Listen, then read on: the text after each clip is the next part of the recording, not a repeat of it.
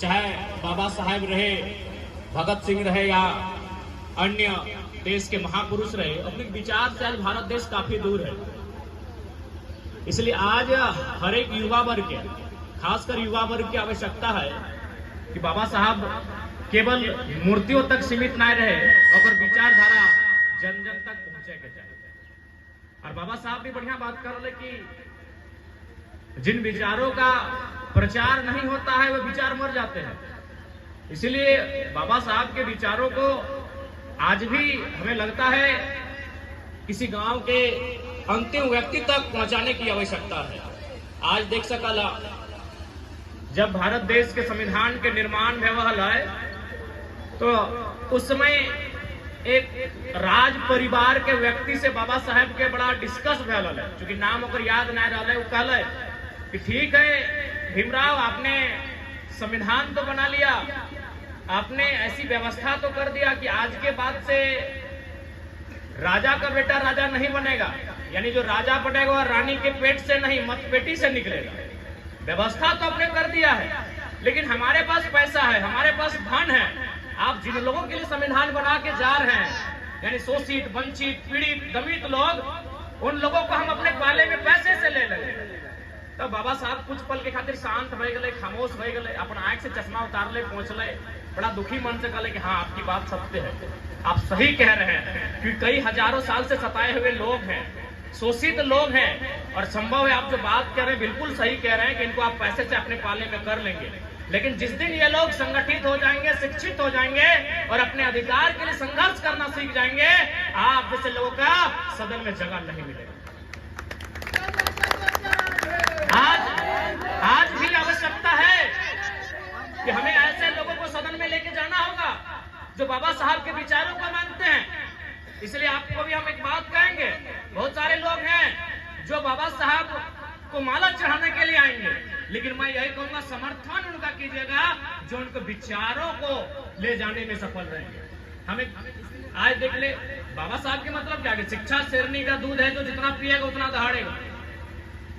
बाबा साहब के सबसे प्रमुख कोटेशन में से एक कि शिक्षा शेरनी का वो दूध है जो जितना पिएगा उतना दहाड़ेगा। लेकिन आज जानकारी होना चाहिए, आज भारत देश में शिक्षा पर 18% का जीएसटी है और सोना और चांदी पर 3 से 5% का जीएसटी है। यानी आज भी समझना होगा कि जो लोग चाहते हैं कि गरीब लोग आगे ना आए, किसान, कामगार, शोषित, वंचित लोग आगे ना आए, आज भी उनको मालूम है शिक्षा ही शेरनी का दूध है जो जितना पिएगा उतना दहाड़ेगा। आज हम अपने उदाहरण ले ले, आज एक छोटा सा लड़का यह तो तोपचाची प्रखंड के माइंटर गांव के लड़का 2 साल पहले हमने कोई परिचय ना हले, फुटबॉल के मैदान में फुटबॉल खेलना, क्रिकेट खेलना, यह माइंटन मोड़ में बस के पकड़ के पीके रोए अपन क्लास करे जाना। आज ही राज के ये लड़का केवल राज्य में ना है, पटना में चर्चा भर रहा है कि गिरिडीह से जो लड़का चुनाव लड़ रहा है जयराम महतो, हम लोग देखना चाहते हैं दिल्ली में कैसे दहाड़ेगा। आज पटना में चर्चा भर रहा है कि गिरिडीह का लोकसभा जो लड़का है वो लड़ रहा है, उसका नाम जयराम महतो है। हम लोग देखना चाहेंगे जैसा वो दहाड़ स्कॉर्पियो के छत से देता है, वो तब दिल्ली जाएगा उसका दहाड़ कैसा रहेगा।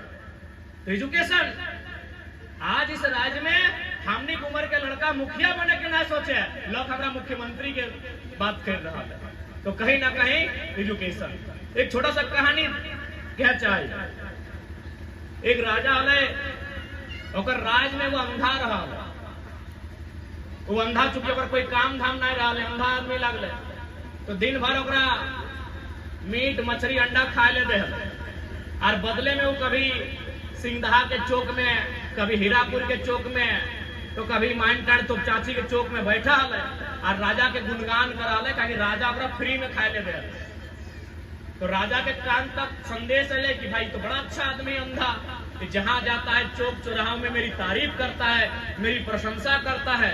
तो मंत्री के डाकला कहे सुनिए मंत्री जी आप एक काम कीजिए, इसकी आंखों का इलाज कीजिए। तो मंत्री कहे राजा साहब पगला उगलाई गया कि यदि अगर आंख के इलाज करवाना तो सबसे पहले पर काला धन है देखो, इसीलिए अच्छा हो एक 2 अंडा के जगह 4 को खियाओ, एक फ्री में खियाओ, लेकिन आंख खोले काम नहीं करिए। वही हाल हमने से 5 किलो 4 फ्री में मिले तो, लेकिन फ्री में MA BA तक के पढ़ाई तो नहीं मिलता। ये भारत देश की तस्वीर है। इसलिए आज हमने के चिंतन मंथन करे की आवश्यकता हो कि भारत देश की तस्वीर कैसा होना चाहिए, बाबा साहब के सपनों का भारत कैसा होना चाहिए, शहीद आजम भगत सिंह के सपनों का भारत कैसा होना चाहिए।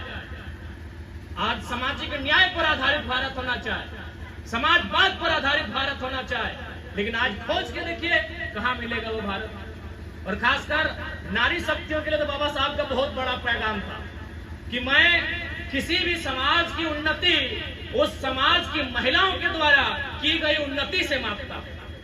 यदि कोई समाज कहता है कि हम प्रबुद्ध समाज हैं, हम उन्नत समाज के लोग हैं, तो बाबा साहब कहते हैं मैं उस समाज की उन्नति उस समाज की मर्दों की उन्नति से नहीं मापता हूं, उस समाज की औरतों ने कितना उन्नति किया है मैं उससे मापता हूं।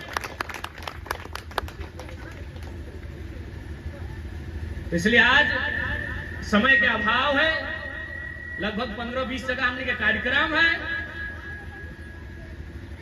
ऐसे कहे जब बाबा साहब के मूल मंत्रालय शिक्षित बनो, शिक्षा बहुत जरूरी है, संगठित रहिए, एकता बहुत जरूरी है और संघर्ष कीजिए। ताकि बाबा साहब भी आज अगर दुनिया में जाने जाते हैं तो अपने संघर्षों के कारण जाने जाते हैं, अपने त्यागों के कारण जाने जाते हैं। जब गोलमेज सम्मेलन हो रहा था, उनके भाई ने आकर सूचना दी कि उनके बेटे की मृत्यु हो चुकी है। उन्हें कहा कि तुम गोलमेज सम्मेलन को बाद में जाके अटेंड करना। तो बाबा साहब ने कहा कि मेरा तो एक बच्चा मरा है और वो वापस नहीं आएगा, लेकिन मैं अगर सम्मेलन में नहीं गया तो इस भारत देश के करोड़ों शोषित वंचित बेटों का सपना मारा जाएगा। और अपन मरे हुए बेटे को छोड़कर बाबा साहब गोलमेज सम्मेलन अटेंड करने गए। इसलिए आज तो बीच बहुत कम समय में अटे संदेश रहता है। बाकी पुनः बाबा साहब के नमन करे है, वंदन करे है, और विचारधारा जग में अमर रहे, बाबा साहब अमर रहे। जय झारखंड, जय झारखंड।